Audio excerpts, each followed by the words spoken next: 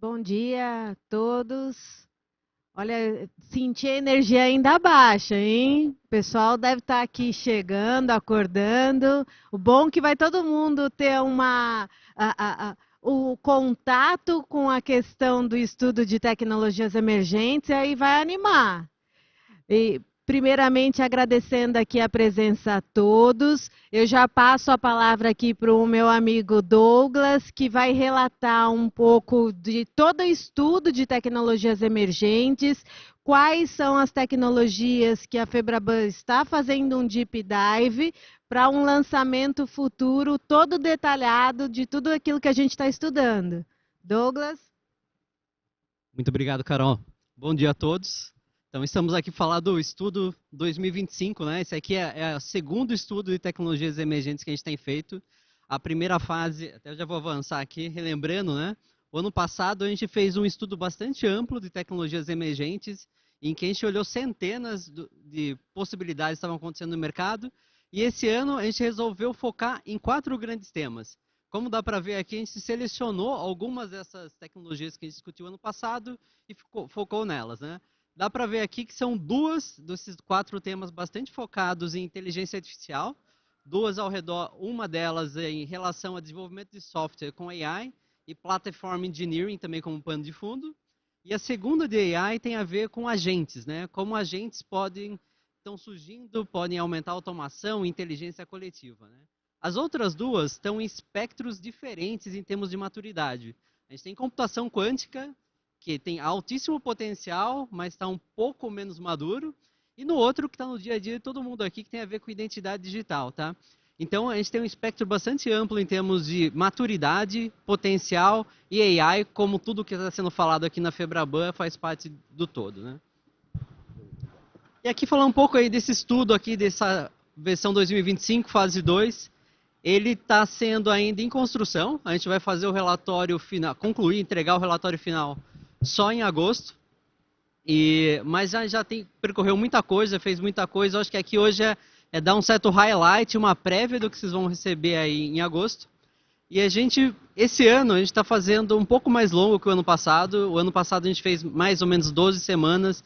Esse aqui está quase o dobro a duração. A gente começou em fevereiro e, como ano passado, a gente está capturando todos os insights do mercado ao redor desses 4 temas. Estamos fazendo discussões com todos os envolvidos, com todas as instituições que participam, GT semanais com dezenas de participantes. Assim como no ano passado, que a gente fez um benchmark no mercado europeu, esse ano a gente fez no mercado americano, muito focado em AI, principalmente Quantum Computing. Então está bastante rico esse trabalho, muitos números, muitos cases, muitas empresas envolvidas e a participação de muitos de vocês aqui, tá? Hoje eu vou falar um pouco, dar um highlight, como eu mencionei, do que vocês vão ver no estudo, para cada um desses 4 temas, e a gente aprofunda aí ao longo da discussão que vem na sequência. Começando aqui pelo primeiro tópico, né? Eu acho que é que é inteligência artificial focada no desenvolvimento de software com platform engineering também, né? Eu acho que o ano passado aqui no estudo a gente falou bastante em inteligência artificial para desenvolvimento de software, mas mais focado principalmente em codificação. Era muito comum, né? Todas as instituições já estavam usando AI para desenvolvimento, acelerar teste unitário, acelerar mockups, e o que a gente viu nesse último ano foi uma expansão na cadeia aí de desenvolvimento de software, né? Tanto um shift left, começar a usar AI para geração de experiência, seguindo o design system já corporativo das instituições de vocês, e um shift right, como usar AI também para operar as soluções com menos atividades manuais, como fazer detecção e auto-fixing de problemas. Então a gente viu essa expansão no uso, né? E eu falei um pouco aqui de experiências, né? Mas caminhando na cadeia, a gente vê cada vez mais AI ajudando na modernização de legados, principalmente reduzir os desafios por falta de documentação, sistemas muito antigos. Então usar AI para extrair esse valor de sistemas que estão aí no banco de vocês há algumas décadas, né? A gente também tem visto AI aí sendo um canal para os desenvolvedores, para uma experiência de desenvolvimento mais rica, aí atrelando até com o tema de Platform Engineering. Platform Engineering muito se falou em termos de portais de desenvolvimento, esses portais estão evoluindo agora para você usar AI como um canal para interagir, né? E até a questão de interagir, um tópico do ano famoso foi o tal do Vibe Code, né?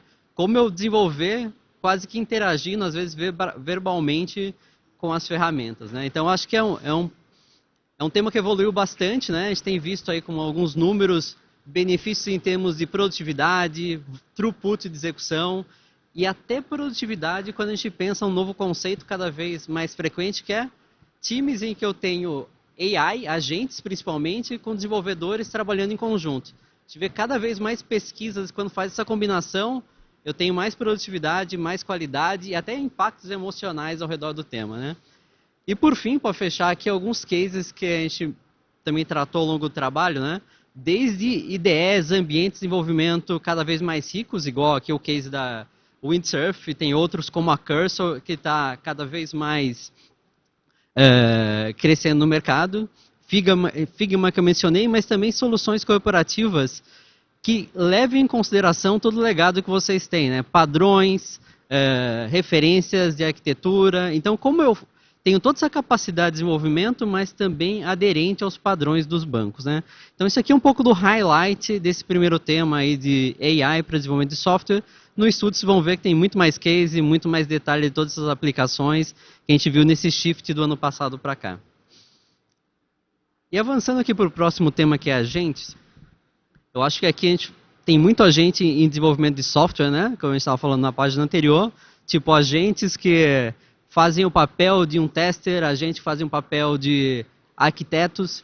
Então a gente vê aí a riqueza desses agentes, né? Lembrando, né? Agentes então são inteligências de software, inteligência artificial, focado geralmente em algum nicho, igual eu mencionei nesse exemplo, ou um tester, um arquiteto, um especialista em risco. E esses agentes têm uma memória contextual que entende de onde ele está sendo aplicado com o maior rigor e tem a capacidade de interação, né? A interação não só entre agentes, mas interação também com ferramentas aí do ecossistema de mercado, né? Até falando nisso de interação, né? Nesse último ano a gente viu bastante novos protocolos, né? Protocolos como o MCP, que permite interação desses agentes com ferramentas. A gente tem visto agentes conseguindo atuar no desktop, acessar browsers, instanciar containers e interagir muito para essa criação aí de ação e automação aí no mercado, né? E eu acho que no último ano a gente falou bastante de modelos fundacionais de AI, tipo, teve o DeepSeek, que chamou muito aí a atenção no mercado, e esse ano a gente viu aqui para a gente, por exemplo, humanos. Humanos têm uma capacidade aí de atuação e de execução que chamou a atenção, mas não é o único, né? Tem muitos aí agentes de várias empresas no mercado, né? Então acho que é um tema que a gente viu muita evolução, tanto na aplicação como nesse ecossistema de ferramentas e até no dia a dia, né? Todo mundo hoje em dia consegue criar um agente no Copilot ali, que todo mundo que tiver Office entra, define sua base de conhecimento, ações que ele pode executar, dá alguma instrução e já consegue automatizar o dia a dia, tanto para uma atividade de back-office quanto para atividades mais técnicas, né? Então acho que foi uma grande evolução nesse último ano, nesse tópico de inteligência artificial. Avançando aqui ó, talvez um tópico um pouco mais futurista, assim, né, de quantum computing, mas não tão futurista assim, né? A gente discutiu bastante ao longo do trabalho, tem até uma incerteza, né? Quando ele vai ganhar escala quantum computing 4 anos os mais otimistas, talvez os 10 anos os mais conservadores, então tem uma certa incerteza de quando isso aqui vai escalar, mas todo mundo reconhece a importância e o potencial do tema, né? Tem um lado de talvez preocupação, né, que é o caso do quantum computing para criptografia. Então, quantum computing tem o potencial de quebrar a criptografia RSA. Então, é importante todos vocês, né, todo o mercado ficar de olho em como usar novos protocolos que tenham uma segurança contra a quebra de criptografia por quantum computing. Esse é o lado talvez mais de risco. E tem todo o lado de benefício, né, a capacidade de processamento paralelo incompatível com os computadores tradicionais, né? É uma capacidade literalmente inimaginável comparada agora, então vai permitir simulações, vai permitir modelos de inteligência artificiais mais ricos.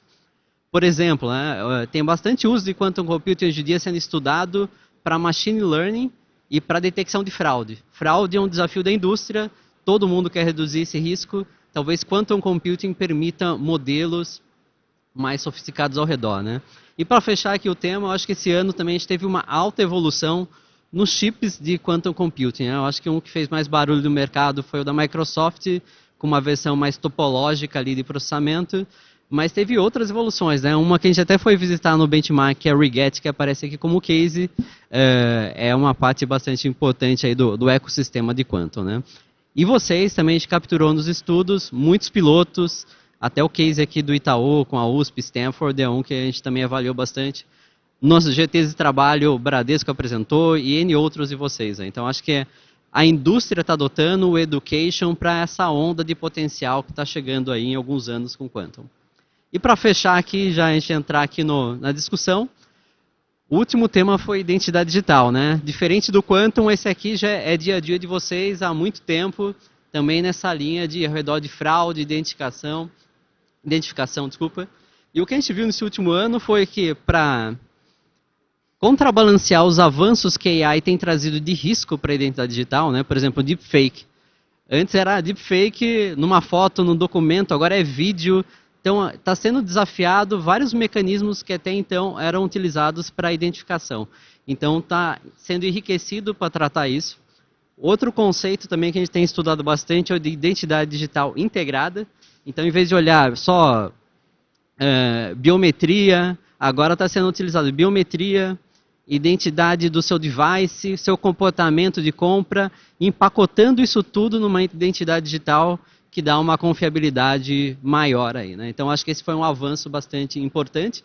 E eu acho que outro que tem a ver com agentes é a questão que agora, como eu mencionei, os times não são mais só de pessoas que precisam de uma identidade interagindo com sistemas. Agora a gente tem pessoas e agentes, e esses agentes também precisam de uma identidade digital que tem suas complexidades aí envolvidas, né? Então, bastante evolução, seja para contrabalancear os riscos que a AI está trazendo e para tirar benefícios no caso de interação agentes humanos, né? Então, isso aqui foi vamos dizer assim, um resumo do resumo com o tempo que a gente tinha aqui. Vocês vão ver no estudo, o ano passado foram centenas de páginas, bastante denso o material. Esse ano não está sendo diferente, até porque a gente teve mais tempo, focado em mais temas, então vocês vão ver a profundidade que vocês vão receber aí em agosto, tá?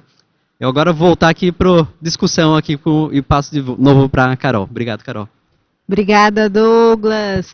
Primeiramente, também gostaria de fazer um agradecimento especial para a Accenture, que está conduzindo esse estudo junto com a AWS, que entrou como parceira. Muito obrigada, acho que o estudo vai ser um sucesso. A gente está chegando num nível de profundidade muito bacana e interessante que vai auxiliar os bancos nessa jornada de tecnologia.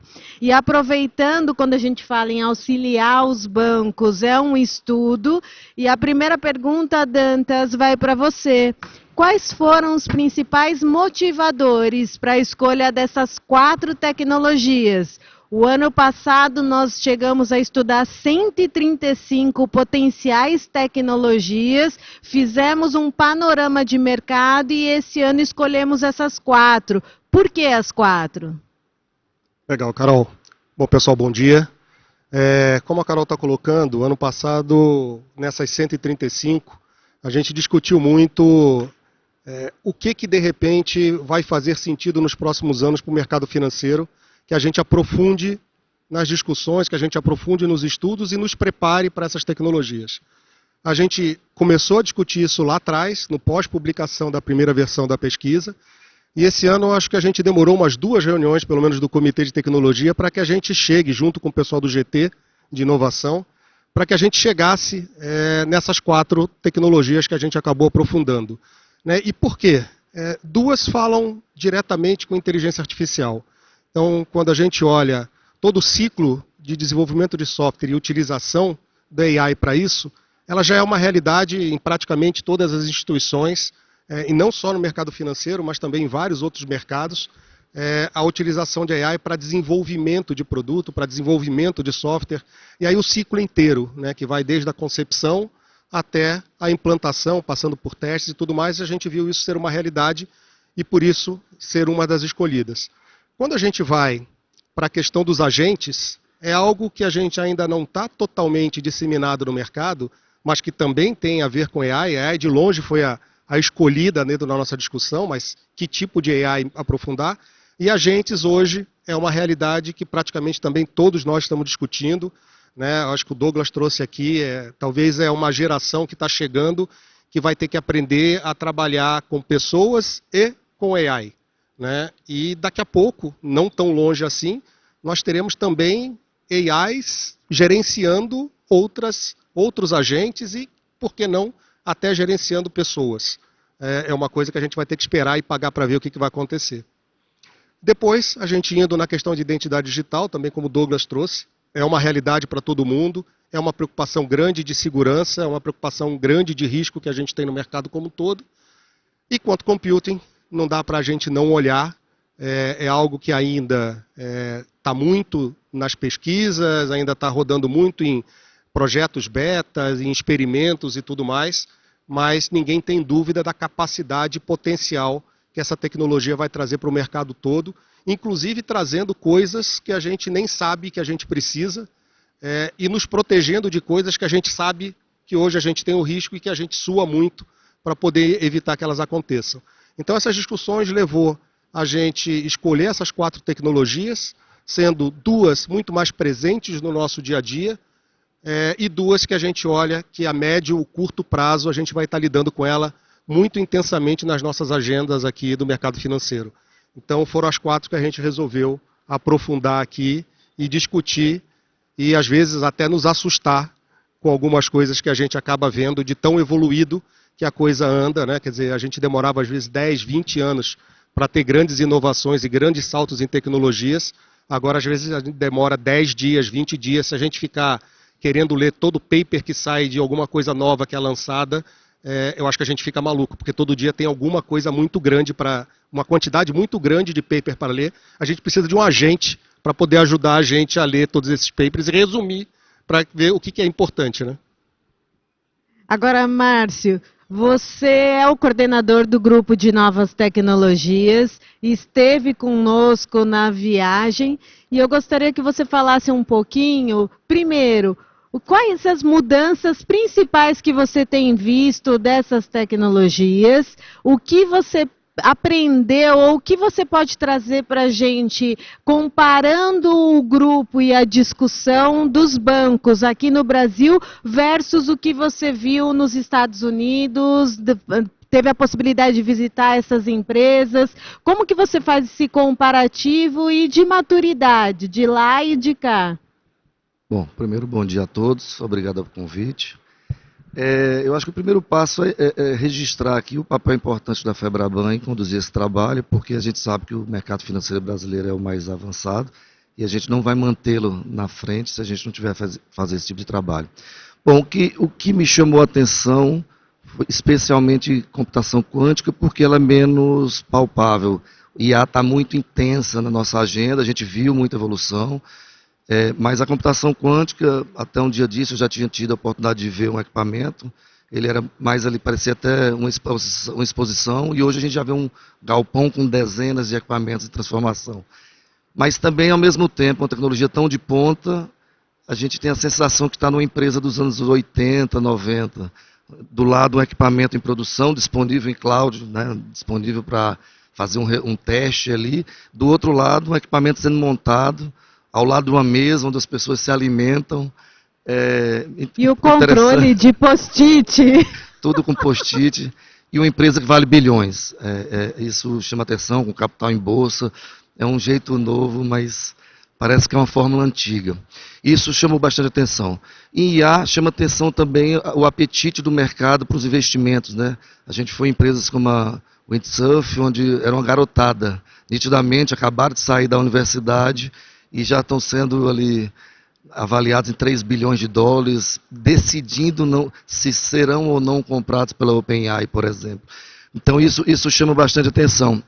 Mas eu ressalto que mais do que a gente ter tido essa oportunidade foi também sensibilizá-los para os desafios do mercado brasileiro, né? Lá a gente teve a oportunidade de falar um pouco, inclusive com alguns dos fabricantes, e despertá-los. Então fica claro, eles ficaram todos muito entusiasmados, procuraram certamente todos nós depois dos eventos.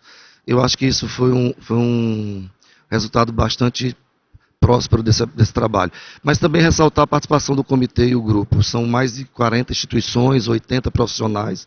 É desafiador. A gente olhando os 4, é importante dizer quais os que ficaram de fora, que também são relevantes, mas a dinâmica exigia da gente um deep dive em poucos temas. Então é isso, Carol. Obrigada, Márcio. Douglas, por que essas parcerias são tão importantes? A gente vê a parceria da Amazon com a Accenture conduzindo esse estudo, mas a gente pode observar, principalmente no cenário americano, como eles se alinham como uma empresa, independente do desejo de compra, mas como elas se alinham para desenvolver e estudar. Qual que é a importância disso para o mercado? Carol, eu diria assim que dado o impacto dessas tecnologias, a velocidade que está sendo acelerada aí no mercado, eu acho que uma empresa só, ela acaba desperdiçando o potencial se ela tentar abocanhar tudo sozinha, né? Então essa questão de atuar em conjunto, eu acho que faz diferença e fazer o harvesting, vamos dizer assim, do potencial envolvido. E tem parcerias não só entre empresas de IaaS, por exemplo, com a própria empresa de serviço, né? Vou dar o caso aqui da Accenture, né?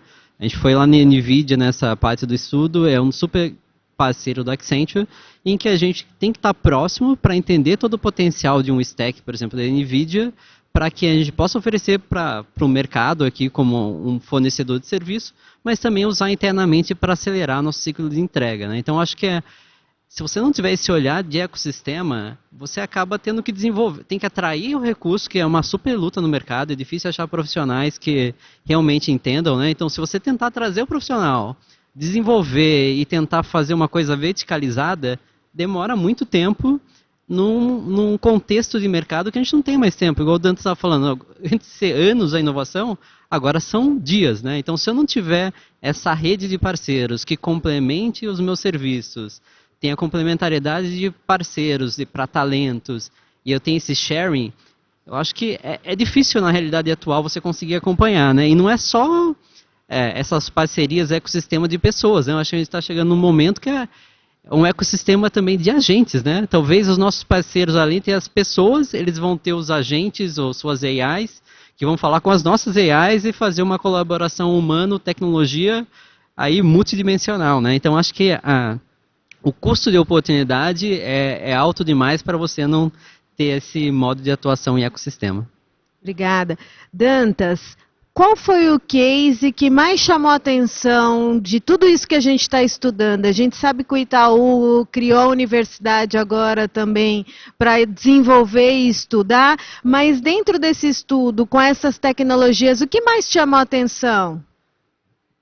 Olha, Carol, eu acho que o ponto que a gente talvez tenha mais que se preocupar no momento, e eu acho que a gente acabou vendo alguns cases, e todos eles falam diretamente com esse ponto, é a questão da educação, né? Você tocou aqui na questão do instituto que foi criado, e eu acho que várias outras instituições têm investido em educação em diversos níveis, né? Seja no nível médio, nível graduação, institutos de pesquisa, porque, como o Márcio trouxe, a gente viu uma série de empresas inovando com pessoas que recém saíram de faculdades, recém saíram de mestrados, doutorados, porque tiveram capacidade, tempo e investimento de outros para poder estudar, aprofundar e aperfeiçoar. Então, muitos dos cases que a gente acabou vendo, e empresas hoje que têm feito sucesso no mercado, têm profissionais que investiram tempo e, claro, dinheiro na educação. Eu acho que esse é um desafio, eu acho que para o país como um todo, para nós aqui, instituições financeiras, de como é que a gente investe e ajuda mais na educação, porque no final do dia, os cases de sucesso que a gente tem visto têm sido realizados com pessoas que têm essa característica, que têm esse perfil inovador e que têm a capacidade de se dedicar a criar esses cases, a testar, experimentar, errar, testar de novo e chegar nos cases de sucesso que a gente pôde acompanhar e que a gente acompanha, né, no mercado diariamente. Bom, a gente está nos últimos 5 minutos desse painel e passo agora para vocês fazerem um encerramento, mas com uma pergunta do que esperar. Qual que é o futuro disso? Se fosse para apostar em alguma questão, quais são as principais mudanças que a gente vê nesse cenário de tecnologia? Começando por você, Márcio.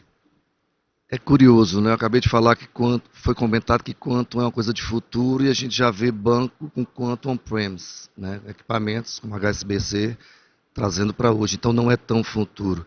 Mas eu tenho certeza que o impacto mais imediato são os agentes e a aplicação disso para o desenvolvimento de software. Falando sobre educação, a dificuldade de mão de obra especializada, você vai ter condição de dar uma vazão maior aos desafios das instituições, né, potencializando mais ainda a criação de soluções tecnológicas e aí, sem dúvida alguma, se beneficiando desse movimento. Então, eu acho que para imediato, os agentes para o desenvolvimento de software é o que a gente vai ter impacto mais no nosso dia a dia. Douglas? Eu apostaria mais vamos dizer assim, na convergência desses sistemas. Assim. Eu acho que todos estão com uma curva de aceleração cada vez maior. E eu acho que a combinação deles, igual a gente falou, né, é a identidade digital que vai ser usada no agente, o agente que é usado no ecossistema de desenvolvimento, Quantum que é usado para treinar modelos de inteligência artificial. Então essa combinação e tirar proveito desses casos de uso combinados aí para o negócio, obviamente, seria a minha aposta. Né? E eu acho que inteligência artificial vai passar a ser quase a nova eletricidade, assim, né? É tão fundacional e vai cruzar tudo que até a gente vai parar de prestar atenção daqui a pouco, porque vai ser arroz com feijão, né? Então, sobre essa base de AI, a combinação desses temas que eu aposto que vão sair os grandes casos de usos mais ricos aí pro mercado. Dantas? Eu acho que a gente precisa, dentro da linha também de educação, nos preparar, né, indo na linha do Márcio, a entender como é que a gente trabalha com AI cada vez mais. Como é que a gente lida com os agentes que vão ser criados, as nossas interações serão cada vez menos somente com pessoas, a gente vai estar lidando muito com agentes e pessoas misturadas, né? E aí eu acho que quem tem um pouquinho mais de experiência antiga no mercado, ou de idade, na verdade, aquele filme que tinha Apertem os cintos, o piloto sumiu, é uma realidade muito em breve, nós teremos um agente pilotando como a gente tem os táxis Uber autônomos que a gente presenciou e vivenciou em São Francisco, que você chama por um aplicativo, o carro para na tua frente, não tem motorista, você entra, ele te leva onde está, tchau, você sai, acabou. Né? Então, apertem os cintos que o piloto já está sumindo. Obrigada. Pessoal, o tempo é curto, passamos aqui pela pincelada, demos uma pincelada desse estudo. O estudo segue em andamento, ele vai ser lançado provavelmente em agosto, toda a tendência é agosto. A gente está num momento de amadurecimento interno com a Febraban e com os grupos de trabalho. Os bancos estão contribuindo bastante com esse estudo, que está bem rico. Então, eu convido vocês em agosto aqui se antenarem que a gente vai divulgar esse estudo no mercado, não só para consumo interno das instituições, como também para o mercado como um todo, olhar tudo isso que a Febraban tem feito em parceria com os bancos. Eu agradeço a todos aqui pela audiência, agradeço quem está em casa nos ouvindo também e bora para os próximos painéis agora. Obrigada, Dantas, Obrigado, Douglas, Carol. Márcio. Obrigado, gente.